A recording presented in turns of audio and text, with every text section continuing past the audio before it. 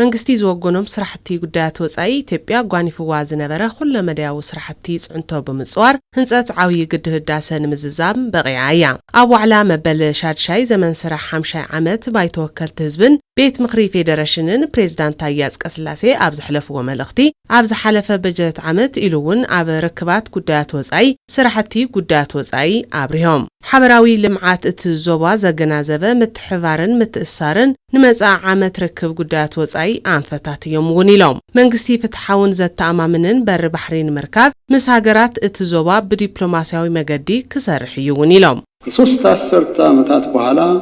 የባህር በር ጉዳይ ዓለም አቀፍ የመነጋገሪያ ድሕሪ 3 ዓመታት ጉዳይ በር ባሕሪ ኢትዮጵያ ዓለም ለኸ መዘራረብ ሓሳብ ክገብር ተኻኢሉ እዩ ንቐጻሊ እውን ሓበራዊ ዝኾነ ልምዓት ዞባና ዘገናዘበ ድሌት ምትሕባርን ምትእሳርን ንምጥንኻር ዲፕሎማሲያውን ሰላማውን ጻዕርታት ክግበሩ እዮም መንግስቲ ፍትሓውን ዘተኣማምንን በር ባሕሪ ንምርካብ ምስ ዞባዊ ሃገራት ብዲፕሎማስን ብሰላማውን መንገድን ክሰርሕ እዩ ኣብ ሩባ ኣባይ ዝተርኣየ ሓበራዊ ምትሕባርን ምትእምማንን ንክጉልበት ነተፋሰስ ሃገራት ዓብዪ ተረባሕቲ ዝገብር ተግባራት ክውገን እዩ ብንቕሓት እውን ክሳተፍ እዩ የሚያደርጉ ተግባራትን ያከናውናል በንቃትም ይሳተፋል መበገሲ ርክብ ጉዳያት ወጻኢ ብሔራዊ ረብሓን ክብሪ ዜጋታትን እዩ ዝበሉቶም ፕሬዝዳንት ክልቲኡ መሰረታዊ ድሌታት ንምዕዋድ ድማ መንግስቲ ጻዕሪ ምግባሩ ድሕሪ ምሕባር ኣብ ወጻኢ ሃገራት ዝነብሩ ዜጋታት ኣብ ዝነብሩሉ ሃገራት መሰሎም ተሓልዩ ንክሰርሑ መንግስቲ ግድኡ ክዋጻ እዩ ኢሎም ብሔራዊ ደህንነት የሀገራችንን ዳር ድንበር ማስከበር ብቻ ሳይሆን የዜጎችን ደህንነትና ክብርን ብሔራዊ ርክብ ዶብ ሃገርና ምኽባር ጥራሕ ዘይኾነስ ድሕነት ዜጋታት ንምሕላውን ንምኽባርን እውን ረብሓ ኣለዎ እዩ ኣብ ዝኾነ ይኹን ቦታ ዝርከቡ ዜጋታት ድሕነቶም ክብሮምን ንምሕላው ሃገራዊ ድሕነት ጉዳይና እዩ ስለዝኾነ ድማ ዘይሕጋዊ ፍልሰት ምቁጽጻር ዜጋታት ብሕጋዊ መንገዲ ድሕነቶም ተሓልዩ ንክንቀሳቐሱን ተረባሕነት ዕድል ስራሖም ንክረጋገጽ ምግባር ኣብ ዝነብሩሉ ቦታ ይኹን ዝሰርሕሎም ሃገራት መሰሎም ምሕላው ቀንዲ ጠመተ ዝወሃቦ ጉዳይ እዩ ኣብ ዘይተመቻቸወ ኩነታት ስራሕ ዝነበሩ ዜጋታት ናብ ሃገሮም ንክመለሱ ናይ ምግባር ስራሕቲ እውን ንቐጻሊ ተጠናኺሩ ዝቕጽል ይኸውን የነበሩትን ዜጎች ወደ ሀገራቸው እንዲመለሱ የማድረግ ስራም በቀጣይነትም ተጠናክሮ የሚቀጥል ይሆናል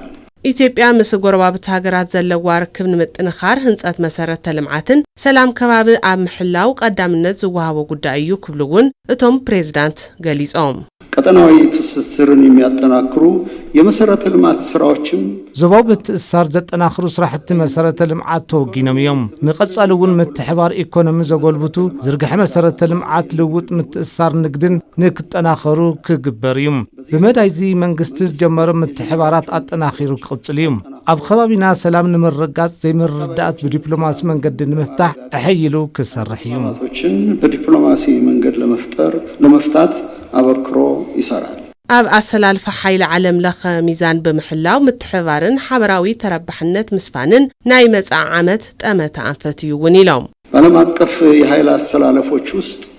ሚዛኑን በመጠበቅ አውሽጢ አሰላልፈ ኃይል ዓለም ለኸ ሚዛን ብምሕላው ምትሕባርን ሓበራዊ ተረባሕነት ምስፋንን ክሰርሕ እዩ መንግስቲ ኣብቲ መድረኻት ዓለም ተሳትፎ ኢትዮጵያ ንክዓቢ ሓበራዊ ተረባሕነት ንክጉልበት ኣብ ወሰቲ ጉዳያት ዓለም ሃገርና ዕዙዝ ግደ ንክህልዎምን ጠመተ ሂቡ ኣብ ምስራሕ ይርከብ ነዚ ድማ ኣድላይ ዝኾኑ ትካላዊ ጥንካረ ፖሊስን አንፈታትን ተግባራዊ ክግበር እዩ ፖሊስና